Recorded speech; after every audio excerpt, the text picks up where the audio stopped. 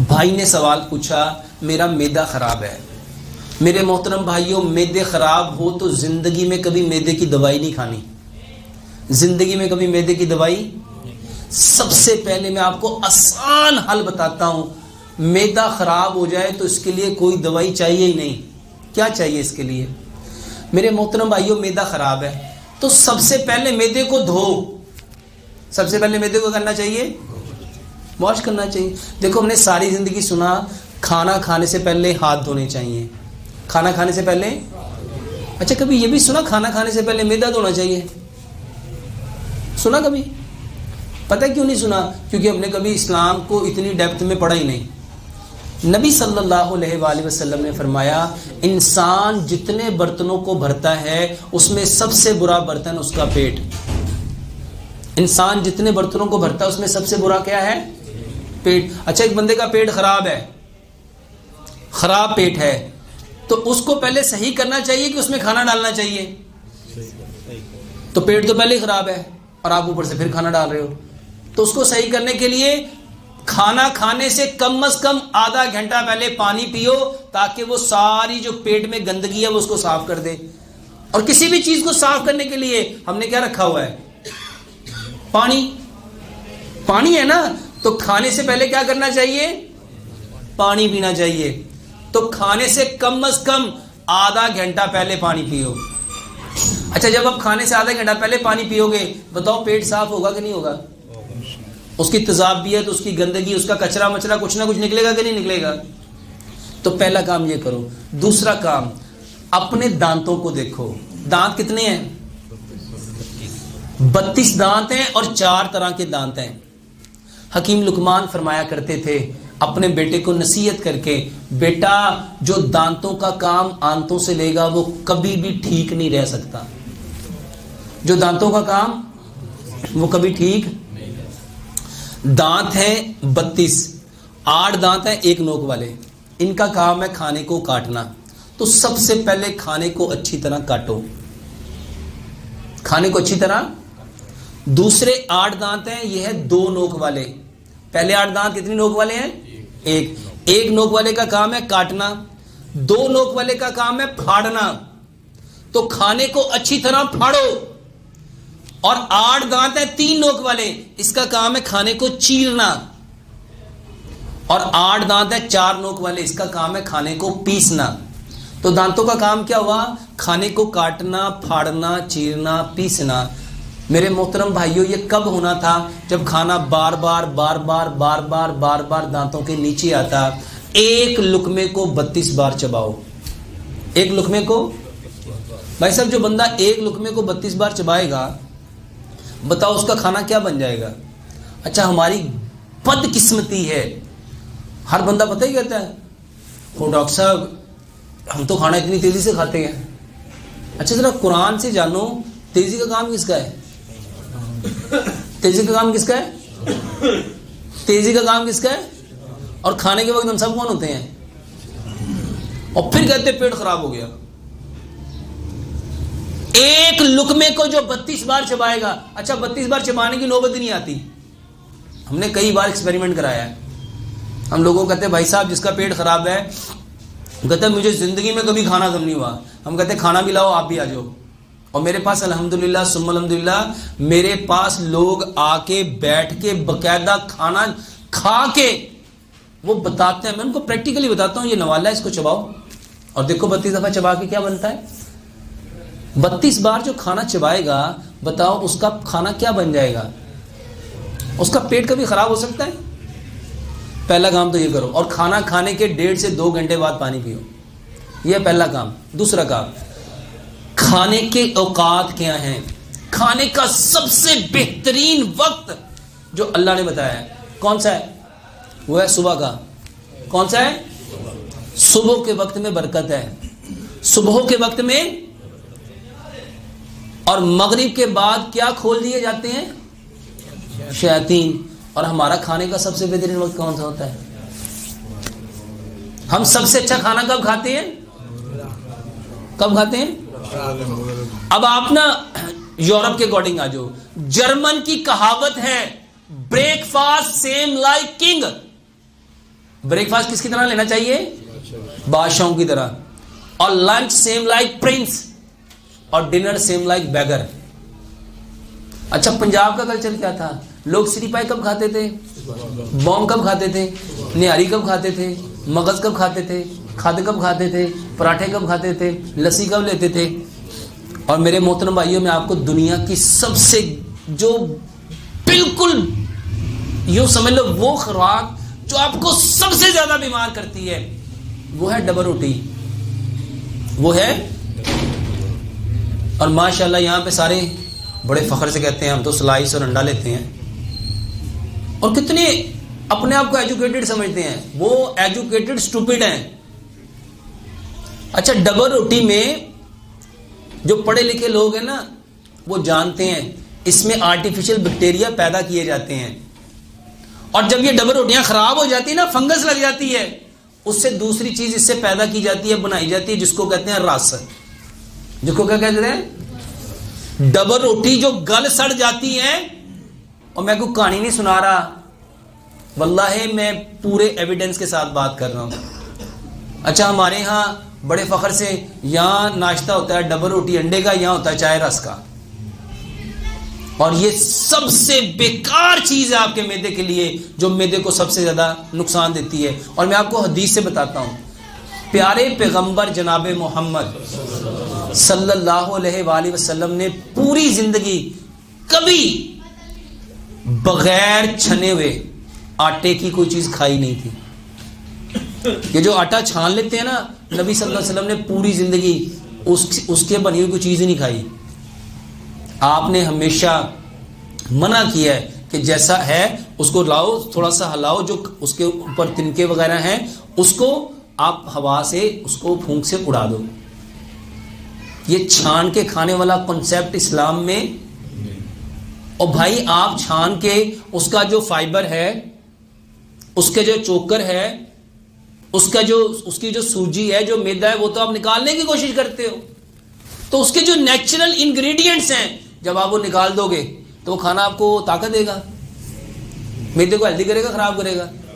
तो मेरे मोहतरम भाइयों, आटा पत्थर की चक्की का पिसा हुआ लो, ये लोहे की चक्कियां, चाइना की चक्कियां, स्टील की चक्कियां, ब्लेड की चक्कियां, पत्थरियों वाली चक्कियां, इसको साइंटिफिकली समझो। पत्थर की चक्की पे आटा यूं पिसता है और बाकी जितनी चक्कियां उस पे आटा यूं कटता है। उस मोटर का आरपीएम इतना तेज होता है कि वो आटे के सारे नेचुरल इंग्रेडिएंट्स को बर्न कर देता है। चोकर भी जल गया, सूजी भी जल गई, मैदा भी जल गया, फाइबर भी जल गया। बताओ पीछे बचेगा क्या? वो बचेगा ब्लड प्रेशर जो आप लोगों को है। ये जला हुआ भूस जब आप लोग खाओगे, आटा किस लिए खाना था? जले हुए भूस के लिए कि ताकत के लिए? तो यहां क्या मिल रहा है? यहां तो वजन ही मिलेगा। पत्थर की चक्की का आटा खाओ और सिर्फ 40 दिन खा के देख लो, अगर कभी कब्ज हो जाए, कभी ब्लड प्रेशर हो जाए, कभी कोलेस्ट्रॉल बढ़ जाए, कभी आपको ये बवासीर हो जाए, कोई दवाई तो नहीं बता रहा। मेरे मोहतरम भाइयों, वो आटा जो रब ने आपके लिए पैदा किया था, बदकिस्मती से आपने वो आटा लिया जो चाइना की चक्कियों में आता है, और आप लोग इनको समझ रहे हो कि ये आपके खैर खाएं। तो आटा पत्थर की चक्की का खाओ। 4 बातें आपको बताई। खाना खाने से आधा घंटा पहले पानी पियो, 1.5 घंटा बाद पानी पियो, और एक लुकमे को 32 बार चबाओ। सुबह का खाना पेट भर के खाओ 60%, दोपहर का खाना 30%, शाम का खाना 10%। इसके बाद आपको बताया कि आप आटा पत्थर की चक्की का लेके आओ, और अगर एक काम कर लो, सिर्फ अपना खाना मिट्टी के बर्तन में पकाओ। खाना किसमें पकाना है? अच्छा, मिट्टी के बर्तन में क्यों पकाना है? मिट्टी के बर्तन में खाना पकता है, और silver, steel, non stick, Teflon, pressure cooker में खाना गलता है। कभी कॉन्सेप्ट देखा गला हुआ और पका हुआ? एक सेब है पका हुआ, एक सेब है गला हुआ, कौन सा खाएंगे? अच्छा, एक शख्स सुबह भी, दोपहर भी, शाम भी गले हुए 2-2 सेब खाता है, और एक बंदा दिन में सिर्फ एक पका हुआ सेब खाता है। सेहत किसकी अच्छी होगी? अच्छा, वो तो 6 खा रहा है, वो क्या है? तो खाना कौन सा खाना चाहिए था? तो खाते कौन सा हो?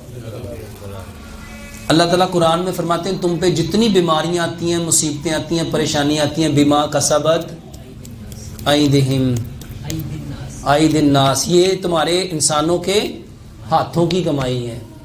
जितनी बीमारियां वो इंसानों के, वो आटा कौन लेके आता है? यही हाथ लेके आते हैं। तो मेरे मोहतरम भाइयों, अच्छा बताओ मैदा खराब होगा? अच्छा मैंने कहानी सुनाई है कि हकीकत में मुमकिन बातें हैं। और एक दवाई जो मैं हर बंदे को कहता हूं खाओ, और अल्हम्दुलिल्लाह कई लाख ने, कई करोड़ों ने शुरू कर दी। और ये वो दवाई है जिसके बारे में अल्लाह ताला ने जिब्रील अमीन को बताया, और जिब्रील अमीन ने प्यारे पैगंबर जनाब मोहम्मद सल्लल्लाहु अलैहि वसल्लम को बताया। वो है काला दाना। कलवंजी वो काला दाना है जिसमें मौत के सिवा हर बीमारी की शिफा है। और हमारी बदकिस्मती ये है, हमारे यहाँ पे लोगों के दिमाग इतने उलझे हुए हैं, कहते हो ये तो बड़ी गर्म होंगी हुई है ना, खाई आग हैगी वो आग। अच्छा प्यारे पैगंबर जनाब मोहम्मद सल्लल्लाहु अलैहि वसल्लम क्या फरमा रहे हैं? इसमें क्या है? मौत के सिवा। और यहाँ माशाल्लाह अक्लमंद इंसान क्या फरमा रहा है? अच्छा किसकी बात सच्ची है? अच्छा हम किसकी बात को मानते हैं? हम मानते हो ना ना मैं तुम मना किया सी ना, वेख्या ही आग आ गई सी, तेने बड़ा घर करना है। अच्छा क्या नबी सल्लल्लाहु अलैहि वसल्लम सिर्फ मक्के और मदीने के लिए आए थे? क्या यूनिवर्सल है? मेरे मोहतरम भाइयों, प्यारे पैगंबर जनाब मोहम्मद सल्लल्लाहु अलैहि वसल्लम रहमतल लिल आलमीन। तो कलवंजी, और दूसरी चीज है मेथी दाना। दूसरी क्या चीज है? मेथी दाना लेना है, मेथरे नहीं लेने। ये कलवंजी और मेथी दाना, मेरे मोहतरम भाइयों, अल्लाह का नाम लेके ये नियत रखो कि बताने वाले कौन है? प्यारे पैगंबर जनाबे मोहम्मद सल्लल्लाहु अलैहि वसल्लम। 100 ग्राम कलवंजी लो, 100 ग्राम मेथी दाना, दोनों को मिक्स कर लो। रात को 5 गिलास पानी लो, 3 चाय के चम्मच कलवंजी मेथी दाना डालो। मेरे मोहतरम भाइयों, जिसको शुगर है, जिसको कोलेस्ट्रॉल है, जिसको एसिडिटी है, जिसके इवन कैंसर है, कोई बीमारी है, सारे खाओ। कैसे? 100 ग्राम कलवंजी, 100 ग्राम मेथी दाना, 5 गिलास पानी, 3 चम्मच उसमें डाल दो। जिसको शुगर है वो गुड़ ना डाले, बाकी उसमें 3 चम्मच गुड़ मिलाए और 3 चम्मच उसमें लेमन मिलाए। उसको इतना पकाओ, इतना पकाओ, इतना पकाओ, इतना पकाओ, 5 गिलास पानी, 4 गिलास रह जाए। इसको मिट्टी के बर्तन में रख लो। अगर इसमें आपको तजाबियत ज़्यादा है, आपको कब्ज़ ज़्यादा है, आपको बवासीर ज़्यादा है, या फेस्चूला है, जिसके पेट ख़राब है, तो वो इसमें क्या करें? एक छोटा सा खीरा, एक छोटी सी गाजर, 2 इंच का टुकड़ा अदरक का, 2-3 टानियाँ सब्ज़ धनिया की, 2-3 टानियाँ पुदीने की, उसके अंदर डाल दें। इस पानी को सारी रात पड़ा रहने दो। 1.25 गिलास सुबह, 1.25 दोपहर, 1.25 शाम, खाने से आधा घंटा पहले अपने मैदे को इससे साफ करो। यकीन जानो, ये जोड़ों का दर्द, ये बवासीर, ये कब्ज़, ये गैस, ये गैंठिया, ये जिसको आप लोग कहते हो ब्लड प्रेशर, जिसको आप कहते हो कोलेस्ट्रॉल, जिसको आप लोग कहते हो कैंसर, सिर्फ 45 दिन ये पी के देख लो, फर्क ना पड़े तो फिर क्या ना। दूसरी चीज जिसके बारे में हजरत आयशा सिद्दीका रज़ी अल्लाह तआला फरमाती हैं, हमारे यहाँ जब कोई बीमार होता था तलबीना चूल्हों पे चढ़ जाता था, तलबीना, और उस वक्त तक चूल्हे पे रहता था, या वो शख्स सेहतमंद हो जाता था या वो अल्लाह से मुलाकात कर लेता था। तलबीना किसे कहते हैं? जौ का दलिया, जौ का दलिया। मैं उसमें कुछ चीजें ऐड करने को कहता हूं अपने इस इलाके के हिसाब से। आप उसको गुड़ में बनाओ, दूध में बनाओ, और अगर किसी को दूध सूट नहीं करता वो उसको पानी में बना ले, और अगर किसी को शुगर है वो उसमें गुड़ ना मिलाए, बल्कि उसके साथ ये जो चीज़ें बताने लगा हूँ, 2-3 बादाम लो, 2-3 काजू लो, 2-3 पिस्ते लो, 2-3 अखरोट लो, आधी चाय की चम्मच सौंफ, आधी चाय की चम्मच सफ़ेद तिल, आधी चाय की चम्मच चारों मगज डालो। इसको कूट लो। इसको कूटना है, ग्राइंड नहीं करना। इसको कूट के जब जौ का दलिया पक रहा उसके अंदर डाल दो, ताकि ये अच्छी तरह उसमें पक जाए। और उसके बाद कोई से सीजनल फ्रूट ले लो, जैसे केला है, जैसे सेब है, जैसे अमरूद है, जैसे चीकू है, जैसे कीवी है, और इसके साथ पपीते के 2-4 चम्मच ले लो, अनार के 2-4 चम्मच ले लो, अंगूर के 2-4 चम्मच ले लो, 2-4 खजूरें ले लो। इन सारी चीज़ों को ग्राइंड करके इसका शेक बना लो, इसकी मूसली बना लो, और जौ का दलिया जो पका है उसको चूल्हे से नीचे उतारो और ये सारे फल उसके अंदर डाल दो, इसको मिक्स कर लो। मेरे मोहतरम भाइयों, जितने लोग कहते हैं मुझे ये कमज़ोरी, ये कमज़ोरी, ये कमज़ोरी, ये कमज़ोरी, ये कमज़ोरी, सिर्फ ये तलबीना खाओ। कैसे खाना है इसको? मेरे मोहतरम भाइयों, पेट भर के नहीं खाना, क्योंकि प्यारे पैगंबर जनाब मोहम्मद सल्लल्लाहु अलैहि वसल्लम फरमाया करते थे, मोमिन एक आंत खाता है, मोमिन, और काफिर इसको कम से कम खाओ। और साइंस कहती है, बल्कि हकीम लुकमान की आपको एक बात बताता हूं, हकीम लुकमान कहते हैं कम खाना इंसान खाता है, कम खाना, और ज्यादा खाना इंसान को खाता है, ज्यादा खाना। और आज बताओ खाना किसको खा रहा है? क्या इंसान खाना खा रहा है या इंसान को खाना खा रहा है? मेरे मोहतरम भाइयों, इस तलबीना के 3 हिस्से करो, सुबह दोपहर शाम, खाने के बाद इसको मीठे के तौर पे लो, बेहतरीन इलाज है। यहाँ कोई भाई सवाल पूछना चाहते